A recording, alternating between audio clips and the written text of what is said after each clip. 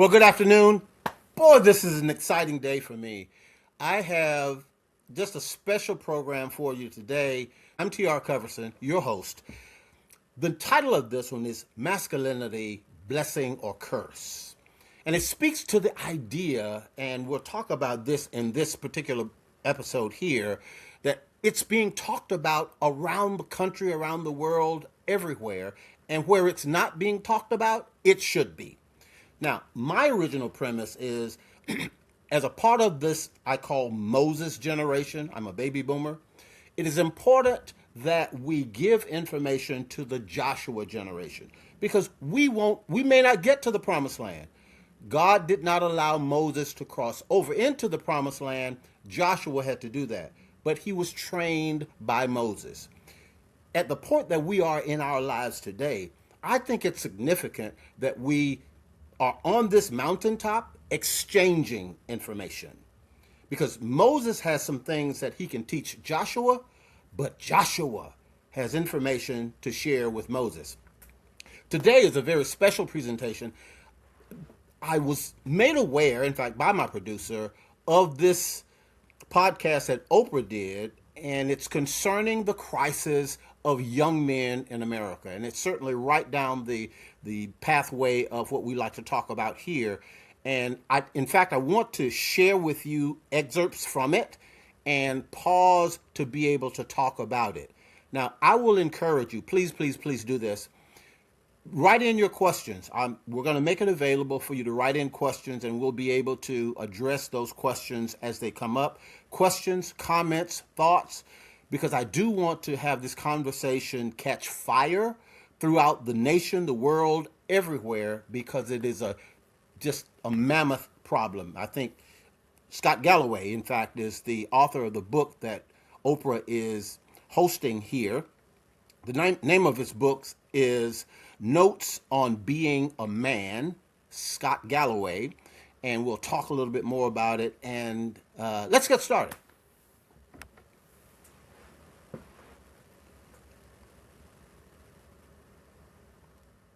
Just to be raw about this, would you have sex with you? Can't believe I just said that on Oprah. Yeah.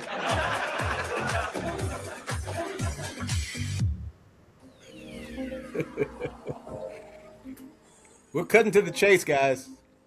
Hi, everybody. Thanks for joining me here on the Oprah podcast. I am just delighted to be on the road in New York City with this fantastic audience. Thank you so much. If you're watching us on YouTube, you'll notice that we have more men than usual in our audience.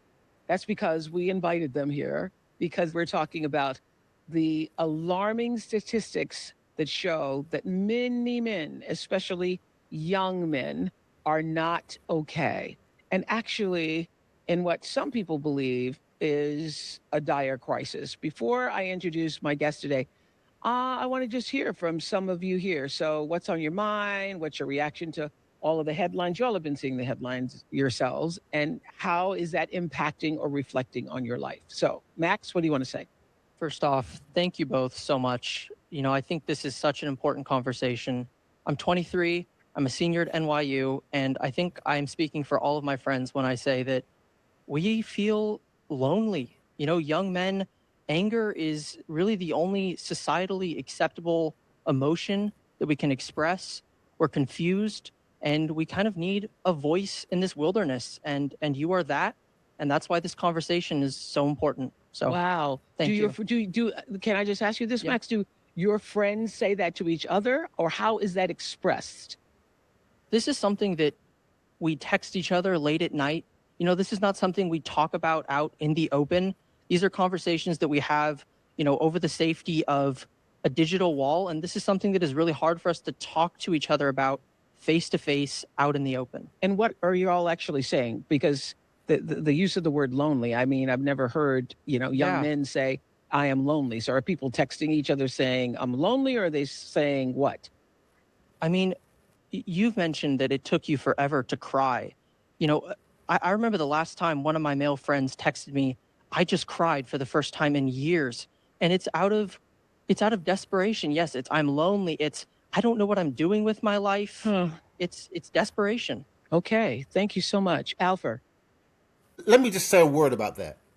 As I've said to you in the past, I have lost two friends to suicide. And in the cloak, I believe, of being a man, masculinity, et cetera, men are not given the comfort to be able to say where they hurt or where we hurt, because it's not something that allows you to maintain your man card if you don't just suck it up and keep going.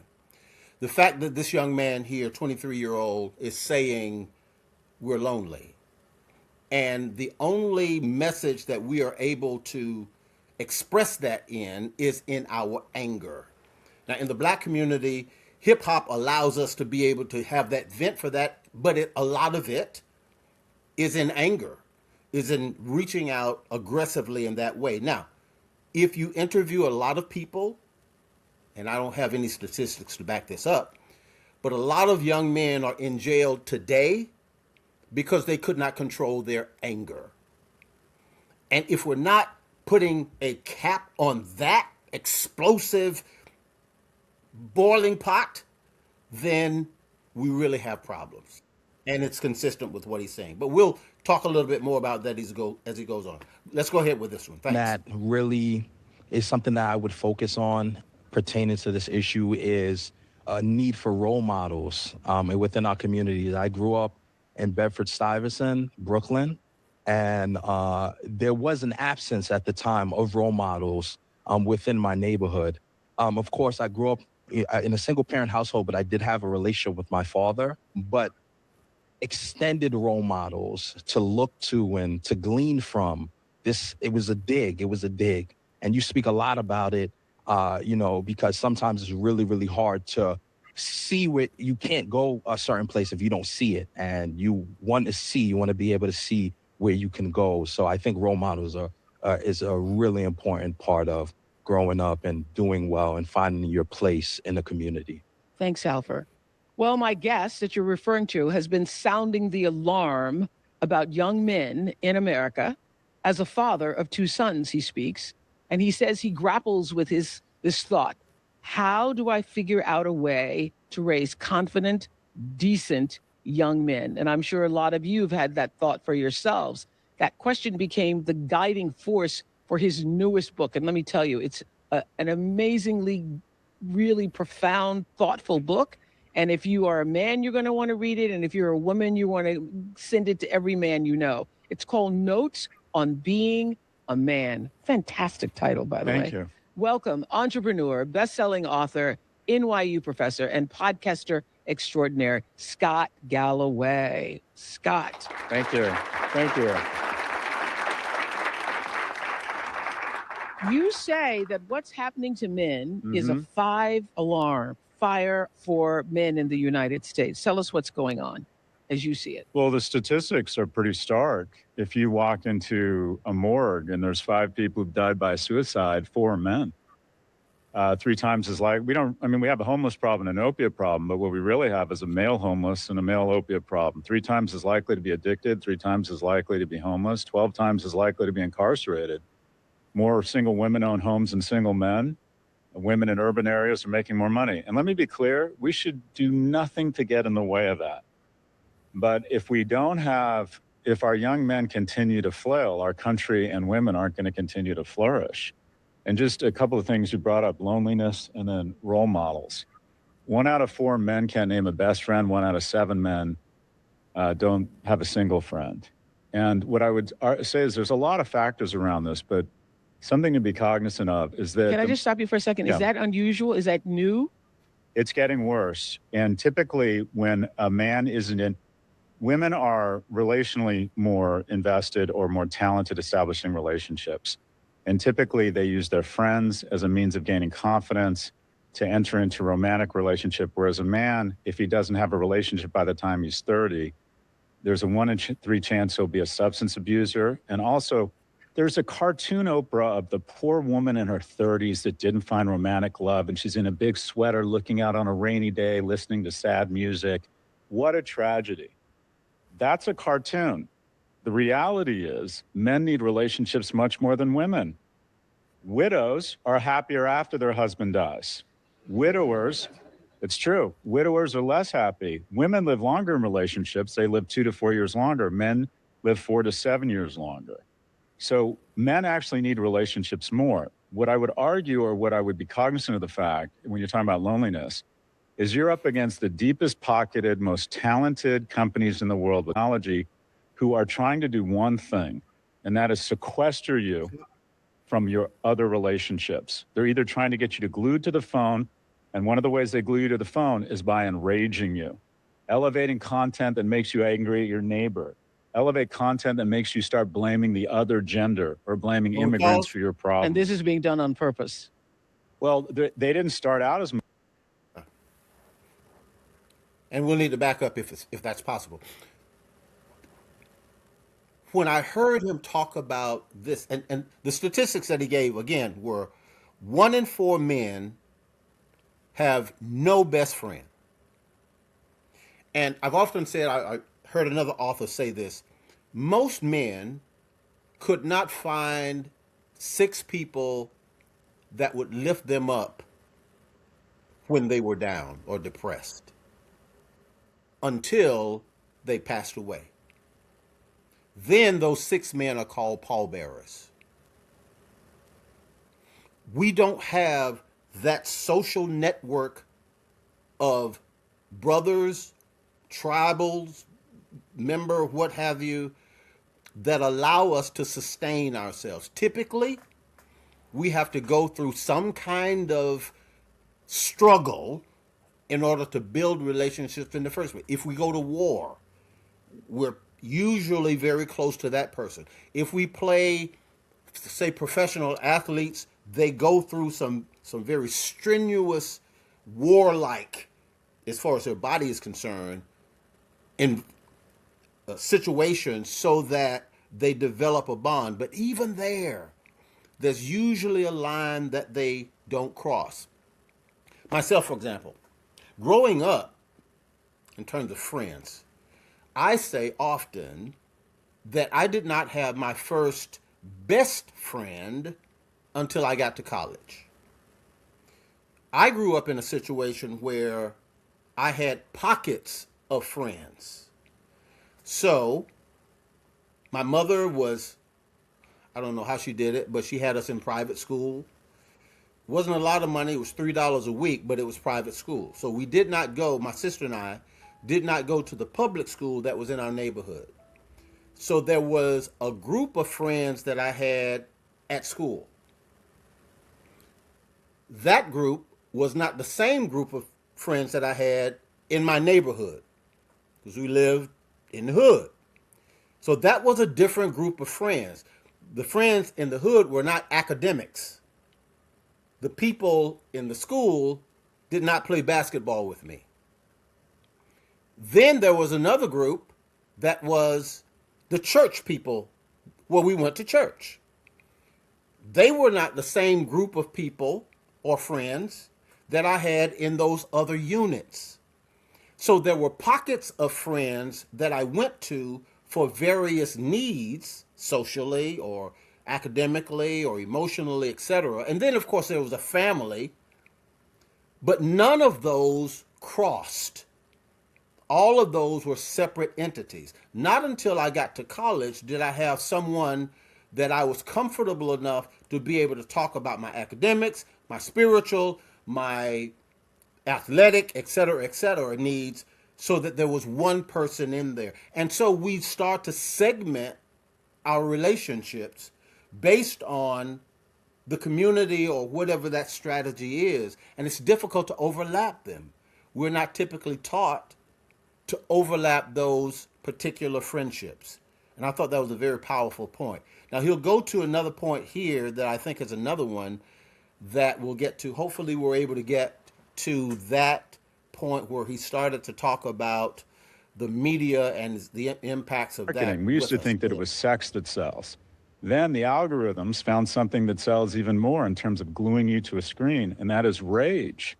So I'm not suggesting we censor these folks, but they will elevate content. They will figure out your political leanings, your fears, and then start elevating content that enrages you, because enragement equals engagement equals shareholder value. So keep in mind, the amount of time you spend on a screen as a young man, and biologically, your prefrontal cortex isn't as developed as a woman. It doesn't catch up until you're 25. The executive function, the need for dopa, it's much more dangerous in a young man. Keep in mind that you will find they are trying to essentially convince you can have a reasonable facsimile of life on a screen.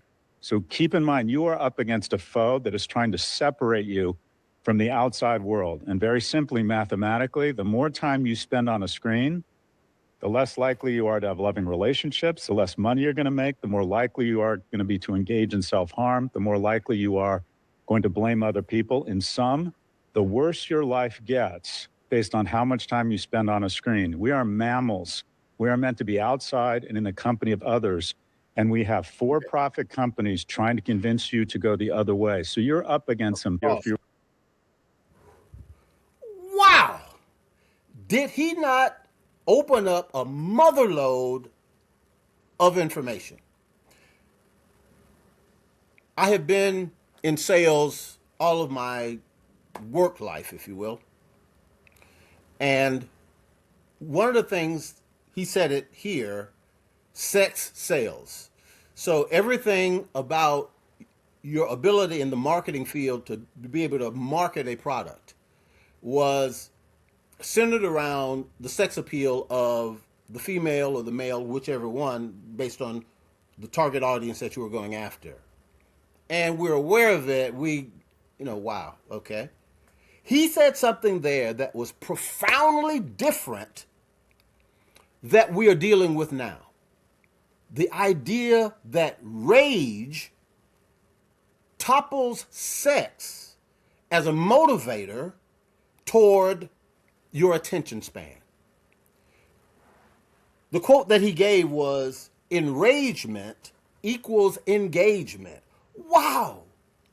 Look at the climate that we live in today. Would you say that many people in this country are enraged?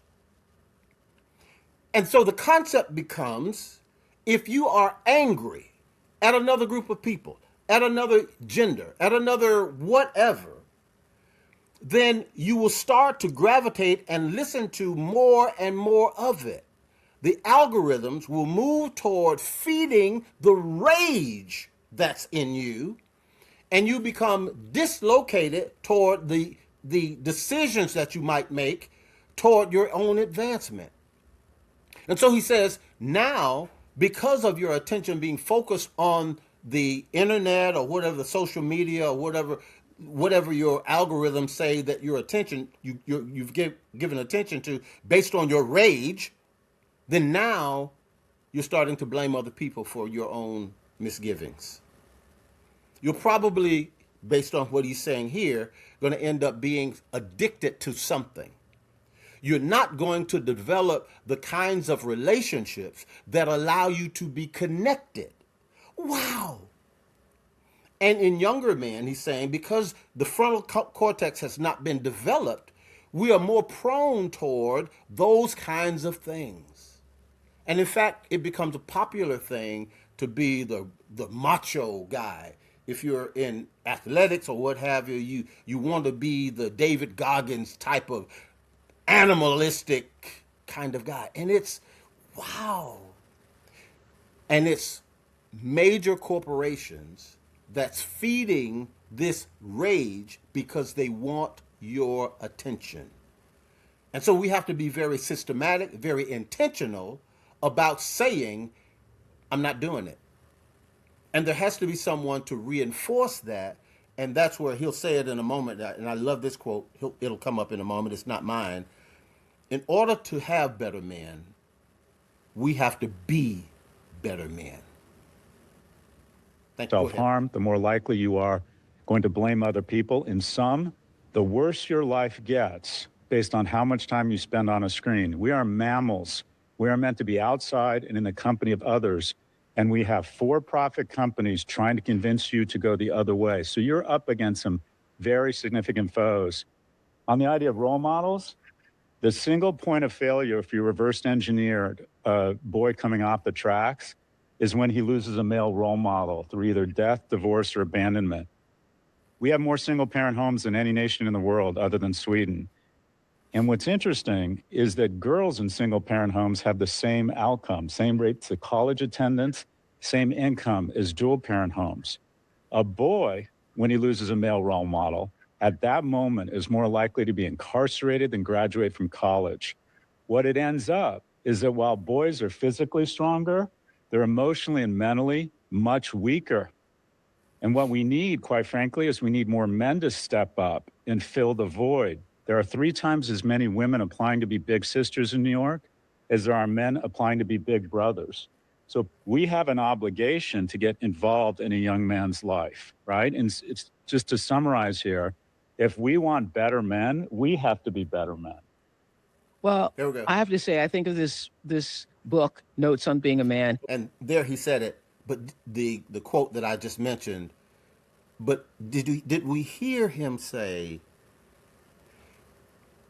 if a male, because he reverse engineering, if the male role model is taken out of the family as that young boy is growing up, there's a higher probability that he'll be imprisoned than a college graduate. Wow.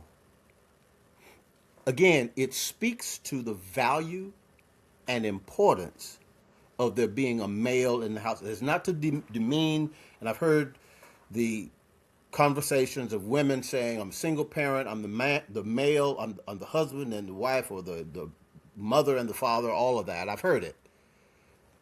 But these are statistics that he's quoting. Young boys are looking for men to identify with. They're looking for someone to validate who they are as a man. And in the absence of that, he will start to search for, he'll look for those opportunities in his community, in the streets, in media, and he will find them. Bible says, seek and you shall find. He'll find them. But they are likely, because they're not profitable for him to be this positive, upstanding guy. It's profitable to sell more videos for them to feed him his rage. I'll pause right here, and I do want to encourage you, please write in your questions, your thoughts, your opinions. Would love to have some conversation more about this. We'll pick up more of this in future episodes. But I'm so excited about this conversation. If you can go to it yourself, this is Oprah Winfrey's podcast. This one is the one with Scott Galloway. And again, his book is called Notes on Being a Man. Pick it up, read it. I'm going to pick it up myself.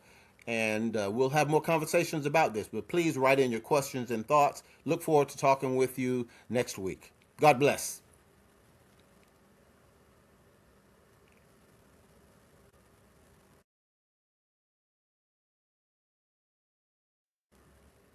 And hey guys, before I just sign off, certainly this is the 21st, and I'm so excited that this is Christmas week.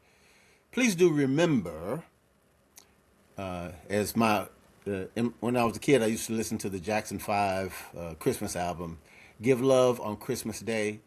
Jesus is the reason for the season.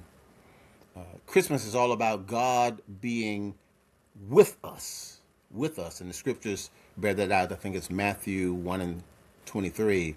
It's about God being with us, and my prayer is that you would allow God to be with you and you with him during this holiday season. Be safe, hug somebody, forgive someone, and give the gift of love.